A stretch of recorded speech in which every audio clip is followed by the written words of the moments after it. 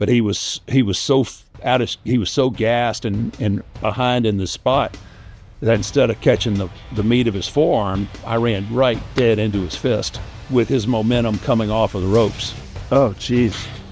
Just blew my eye socket completely apart.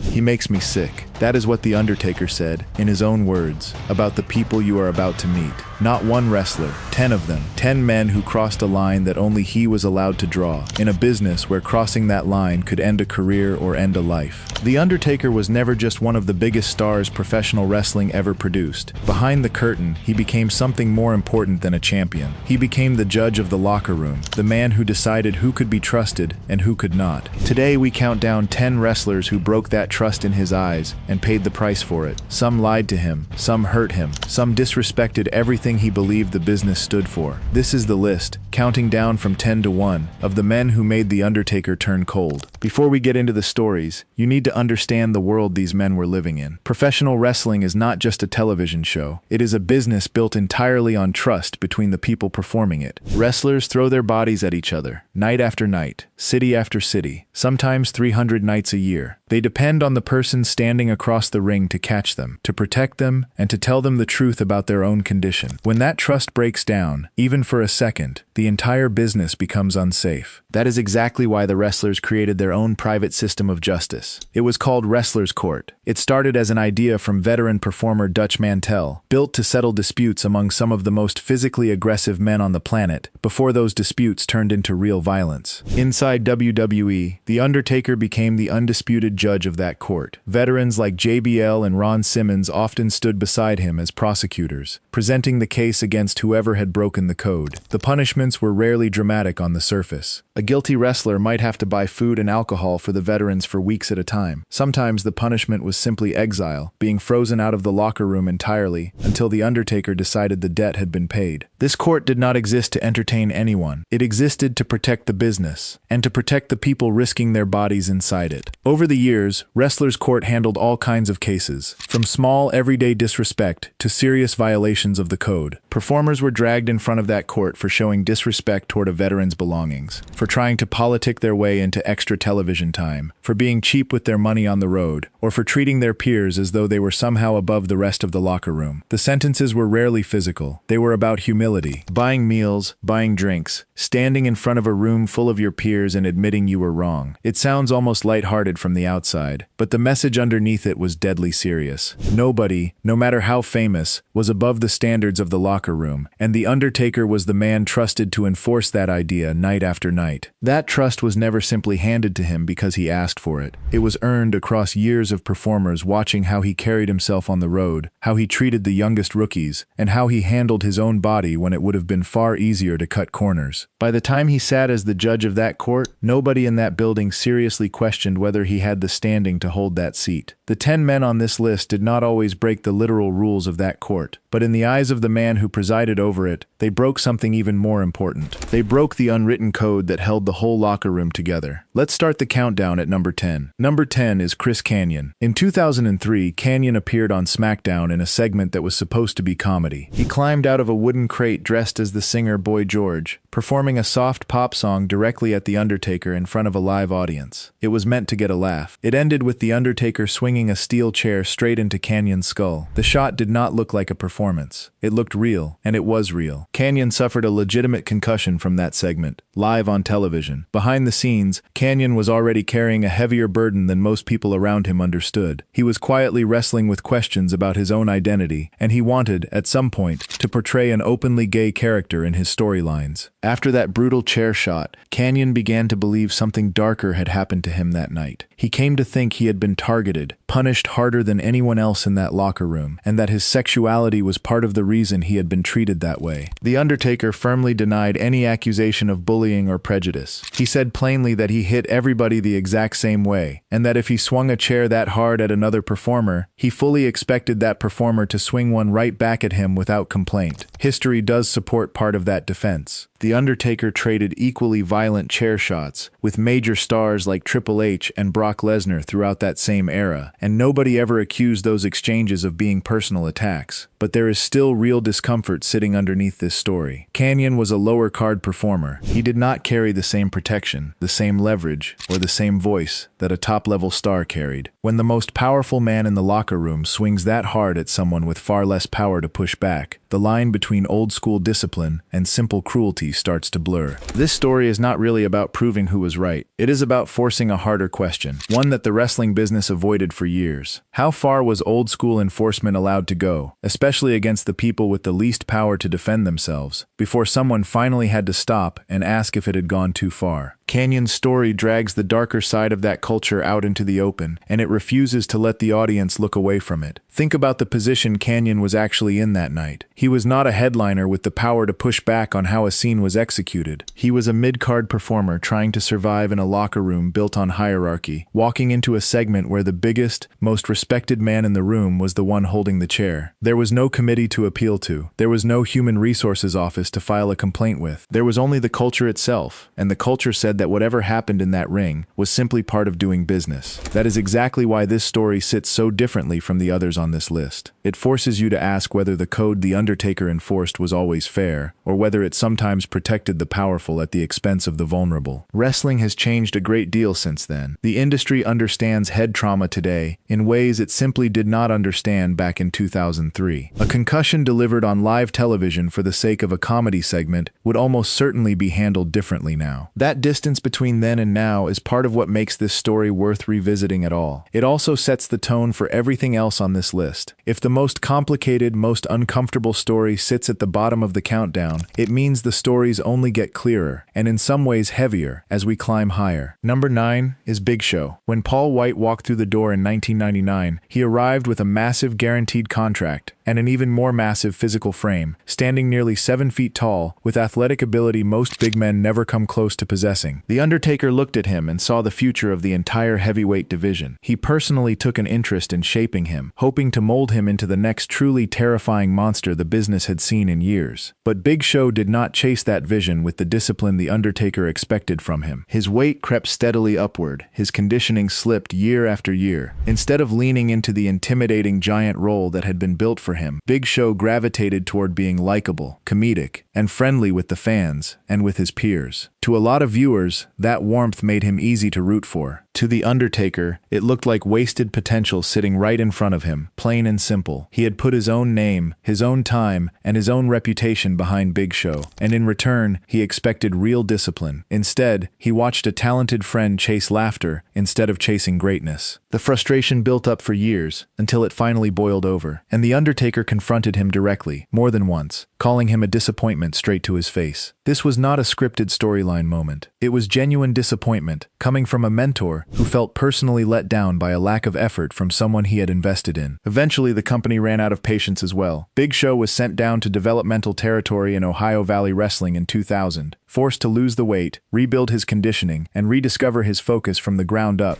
before he was allowed back on the main roster. This betrayal was quieter than most of the others on this list. Nobody was carried out on a stretcher because of it. But inside the Undertaker's world, wasting a gift that rare, a gift that few performers in history ever get to carry, was its own kind of disrespect, aimed directly at the man who had tried the hardest to build him into something great. Picture the position the Undertaker was in, as the senior figure watching this unfold. He had seen dozens of performers come and go, most of them fighting for a fraction of the natural advantages Big Show walked in with on day one. Height nobody could teach. Athleticism nobody could coach into an average-sized man. From where the Undertaker stood, wasting that kind of head start was almost an insult to every performer who never got the same chance. That is why his frustration ran so deep. It was not jealousy, and it was not cruelty. It was the frustration of a mentor who had staked part of his own credibility on someone else's discipline, only to watch that discipline slip away year after year. Big Show eventually did turn things around later in his career, becoming one of the most durable and beloved big men the business has ever produced. But the early years of wasted effort left a mark on how The Undertaker viewed him for a long time afterward. It is a reminder that betrayal inside that locker room did not always look like a fight or an injury. Sometimes it looked like quiet, ongoing disappointment, stretched out over years instead of a single dramatic night. Number 8 is Goldberg. This story hurts differently, because nobody involved in it actually meant for it to happen. In 2019, two aging legends finally stepped into the ring together in Saudi Arabia, in a dream match fans had waited years to see. Before the bell had even rung, things had already started going wrong. Backstage, during his entrance routine, Goldberg had accidentally headbutted his own dressing room door, leaving himself visibly dazed before he had even walked down the aisle. Then, early in the match itself, he collided hard with the ring post and opened a bloody gash across his own head. He was hurt, he was foggy, and the match continued anyway, in front of a massive live crowd expecting a spectacle. When it finally came time for Goldberg to deliver his signature jackhammer suplex, his body simply could not do what years of instinct told him it should be able to do. He lost control of the lift completely, and he dropped the Undertaker straight down onto the crown of his head and neck. For one horrifying second, it looked like the kind of accident that ends a career, or worse. Somehow, the Undertaker survived it, though the margin was terrifyingly thin. There was no anger directed at Goldberg after the fact, and no accusation of malice from anyone involved. Everyone understood it had been a genuine accident, not an act of selfishness or ego. But the story reveals something the entire wrestling business depends on, and rarely wants to talk about openly. When a performer steps into the ring already compromised, whether from an old injury, exhaustion, or a concussion nobody caught in time, he is gambling with someone else's body, not only his own. That is the quiet, terrifying betrayal hidden inside this particular story. Trust does not only break through lies or ego or cruelty, sometimes it breaks simply because nobody had the power or the courage to stop the match before it was too late. Think about everything working against The Undertaker in that exact moment. He was well past the age most athletes retire, stepping into a high-risk maneuver in front of a massive international audience, trusting his neck and his spine to a partner who was already bleeding and disoriented before the bell even rang. That is the deepest layer of trust the wrestling business demands, the kind fans rarely think about while they are cheering. It is not just trust that your opponent wants to protect you, it is trust that the people around both of you, the agents, the doctors, the producers standing just out of camera range, are watching closely enough to step in the moment when they need to. On that night, the machine kept running instead of stopping. The Undertaker walked away from that match, but just barely, and the moment became a quiet warning about what happens when the pressure to deliver a spectacle outweighs the instinct to simply call it off. Unlike almost everything else on this list, there was no anger left behind afterward, only a shared understanding of how close the entire night had come to ending in tragedy instead of headlines. Number 7 is CM Punk. This story is about respect and hierarchy, not injury. In 2009, following the Chris Benoit tragedy, WWE introduced a business casual dress code for anyone traveling with the company, part of a larger effort to project a cleaner, safer, more professional image to sponsors and the public. CM Punk hated the rule from the start. He liked dressing the way he wanted, wearing casual, unkempt clothing that matched the straight-edge persona he had built his career around, and he genuinely believed the rule was pointless. The Undertaker, acting in his role as the voice of the locker room, pulled Punk aside to explain exactly why the rule mattered so much. Punk was the world heavyweight champion at that moment, and that title came with real responsibility attached to it. Every time he stepped off a plane or walked through an airport, he represented the entire company, whether he wanted that pressure or not. Punk pushed back, pointing out that John Cena regularly wore shorts and a t-shirt without anyone saying a single word to him about it. The Undertaker's answer was short, sharp, and impossible to argue with. "You're not Cena." 4 simple words, but they carried the full weight of the hierarchy that quietly ran the entire locker room. Punk had compared himself directly to the company's biggest and most protected star, and in doing that, he had stepped noticeably outside his place. Not long afterward, Punk lost his championship in a heavily one-sided match against The Undertaker that barely lasted 10 minutes, a finish that severely damaged his momentum as a main event player. Nobody can say with total certainty that the dress code argument alone caused that finish, but the timing tells its own quiet story, and inside a business built on strict hierarchy, questioning the wrong man at the wrong moment always seems to come with a real cost attached to it. What makes this story land so hard is how small the actual disagreement was on the surface. This was not a fight about safety or a fight about a serious injury. It was a fight about clothing, about a rule that seemed almost trivial compared to everything else on this list. But inside that locker room, small disagreements were never really about the surface issue. They were tests of where a performer believed he stood inside the pecking order. Punk was a rising star, with a large and passionate following, someone who genuinely believed his voice deserved to carry real weight. The Undertaker, representing decades of unwritten tradition, believed that voice still had to be earned over time, match by match, year by year, not simply claimed because a fan base demanded it. Both men were, in their own way, defending something they believed mattered. That collision between the old guard and a new generation pushing back against it became one of the most talked about backstage moments of that entire era, and it still gets brought up whenever fans debate how much power a champion should actually have inside the locker room. Number 6 is Giant Gonzalez. Standing at nearly 8 feet tall, wrapped in a strange fur-covered bodysuit, airbrushed with painted muscles, Giant Gonzalez was pitched to fans as an unbeatable monster heading into WrestleMania 9. Behind the scenes, there was nothing malicious about him at all. He simply could not do the job the way the job needed to be done. He lacked coordination, he lacked stamina, he lacked the basic instincts that keep two human bodies safe inside a wrestling ring. During a brutal stretch of shows in 1993, when the company was running double bookings in 2 different cities on the same day, an exhausted Undertaker gave him one simple, clear instruction: hit my shoulder blades, not my neck. Gonzalez agreed to that instruction and then broke it again and again during the match itself, driving stiff forearm shots directly into the back of the Undertaker's neck. Stinger after stinger shot down his arms, that sharp, burning numbness performers dread more than almost anything else in the ring. Most nights, the Undertaker absorbed pain without a single word of complaint, no matter how bad it was. Not this time. Something in him finally broke, and he turned around mid-match and began throwing real, unscripted punches, one after another, until Agent George Steele had to physically step in and pull him back before things went even further. This was not a planned spot for the cameras. It was a professional finally reaching the outer edge of his patience after being hurt the same exact way, over and over, by a man who could not, or simply would not, follow basic safety instructions. Gonzalez's failure was never cruelty. It was carelessness, plain and simple. But inside a business where one careless mistake can end a career in a single night, carelessness can end up being just as dangerous as malice ever could. Consider what it actually takes to push a performer like The Undertaker to that breaking point. Across his entire career, he was known for absorbing punishment quietly, for treating pain as simply part of the job description and nothing worth complaining about in front of his peers. That reputation for composure is exactly what makes the Gonzalez story so striking. It was not one bad hit that caused the reaction. It was the accumulation of repeated, avoidable mistakes from a partner who had already been told exactly what to do and exactly what to avoid. Every additional shot to the neck was another small broken promise, another small reminder that some performers simply never developed the awareness the job demanded of them. When the frustration finally exploded, it did not come from anger at Gonzalez as a person. It came from the accumulated weight of having his safety ignored, again and again, inside the one place where safety was supposed to be treated as sacred. Even George Steele, a veteran agent who had personally seen decades of real and carefully staged violence inside that same ring, understood immediately that what he was watching had crossed over into something the paying fans were never actually meant to see unfold in front of them. Number 5 is Ahmed Johnson. On paper, Johnson looked like a can't-miss star in every possible way. He was explosive, powerfully built, and someone Vince McMahon genuinely believed could become the first black WWF champion in the company's history. Inside the ring, though, Johnson was a walking hazard to everyone around him. His timing was consistently off. His strikes landed stiff and uncontrolled, night after night. He legitimately injured Ron Simmons with one reckless kick that had absolutely no business landing as hard as it did. He hurt himself just as often, cycling through injuries that kept derailing his own push toward the top of the card. In 1997, Johnson was scheduled to challenge The Undertaker for the championship at a major pay-per-view event, and he genuinely believed, deep down, that the title was finally coming home to him that night. Instead, yet another injury pulled him from the match at the last possible moment, and Vader stepped in to take his place on the card. Behind the scenes, tension seemed to follow Johnson wherever he traveled. He clashed repeatedly with locker room veterans, and he even ended up in a legitimate physical altercation with a young Dwayne Johnson, long before the world ever came to know him as The Rock. His run in the company ended quietly and abruptly after he refused to lose a match he had been specifically booked to lose. Ahmed Johnson had every physical gift a promoter could ever dream of finding in one performer, and yet he never earned the trust required to fully use them. His story proves something simple and brutal about that entire era of the business. Talent alone was never enough to earn real respect inside that locker room. A performer also had to be safe, and he had to be reliable, and Johnson never fully managed to become either one of those things. There is a real tragedy buried underneath this story